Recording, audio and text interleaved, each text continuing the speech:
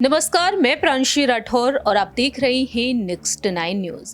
राजस्थान में साल के अंत में विधानसभा चुनाव होने जा रहे हैं और इन विधानसभा चुनाव से पहले सियासी सरगर्मियां काफी तेज हैं। जहां एक तरफ कांग्रेस पार्टी में सियासी हलचल लगातार बढ़ रही है। मौजूदा मुख्यमंत्री अशोक गहलोत और पूर्व उप मुख्यमंत्री सचिन पायलट के बीच सियासी जंग लगातार जारी है। ऐसे में अगर रुख किया जाए भारतीय जनता पार्टी की तरफ, तो भारतीय जनता पार्टी ने एक बेहद बड़ा संदेश दिया है, एकजुटता का संदेश दे दिया है अब बीजेपी में। क्योंकि देखा जाए तो लंबे वक्त से यहाँ पर सियासी गलियारों में हलचल यही तेज रही कि जहां एक तरफ कांग्रेस आलाकमान ने अब तक फैसला नहीं लिया है कि सीएम पद की दावेदारी के लिए किसे आगे करें, पायलट या फिर गहलोत। लेकिन बीजेपी की तरफ भी यहाँ पर गुटबाजी देखने को मिली। यहाँ पर देखा जाए तो सीएम पद के लिए पूर्व मुख्यमंत्री वसुंधरा राजे का नाम तो आगे आया ही, लेकिन गजेंद्र सिंह शेखावत के साथ साथ सतीश पुनिया का नाम भी सामने आया। अब देखा जाए तो यहाँ पर और भी अटकलें तेज होती हुई नजर आ रही है। दरअसल आपको बता दें कि केंद्रीय गृह मंत्री अमित शाह ने अब अपनी कोशिशों के जरिए, अपनी चाणक्य नीति के जरिए एकजुटता का संदेश दे दिया है और यहाँ पर सीएम अशोक गहलोत को चुनौती देने के लिए अपने गुट को उन्होंने आगे कर दिया है।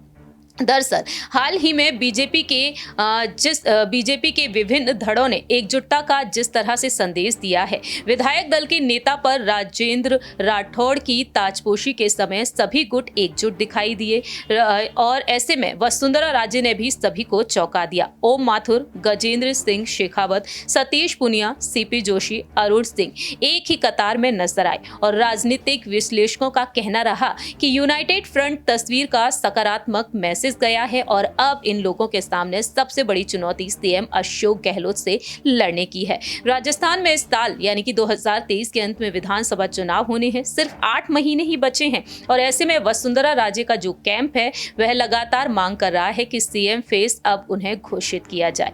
नेताओं का कहना है कि वसुंधरा राजे के नेतृत्व में सत्ता में वापसी होगी। वसुंधरा राजे के दुर्विरोधी सतीश पुनिया और राजेंद्र राठौड़ पीएम मोदी के चेहरे पर ही चुनाव लड़ने की बात कहते हुए नजर आए हैं। नेताओं का कहना है कि पीएम मोदी और पार्टी के चुनाव चिन्ह कमल के आधार पर ही चुनाव लड़ा जाएगा। वहीं राजस्थान में गुटबाजी की खबरें जेपी नड्डा तक पहुंचती रही हैं और अब यहां पर एकजुटता का संदेश दिखाई दिया है। विश्लेषकों की माने तो यहां पर अब 4.5 साल बीजेपी के बड़े नेता एक दूसरे की टांग खिंचाई करते हुए नजर आए हैं। उपचुनाव में बीजेपी को हार का सामना करना पड़ा था।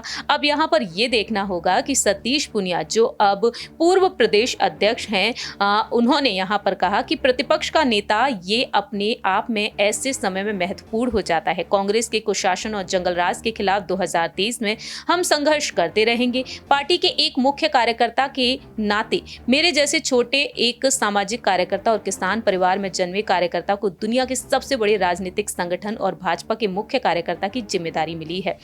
तो अब देखा जाए, उनका कहना है कि मैं मानता हूं कि कोरोना की एक बड़ी चुनौती जो रही, लेकिन हम सब लोगों ने कोरोना के खिलाफ मजबूती से जंग लड़ी। प्रधानमंत्री श्री नरेंद्र मोदी जी के कुशल नेतृत्व में हम सफल हुए।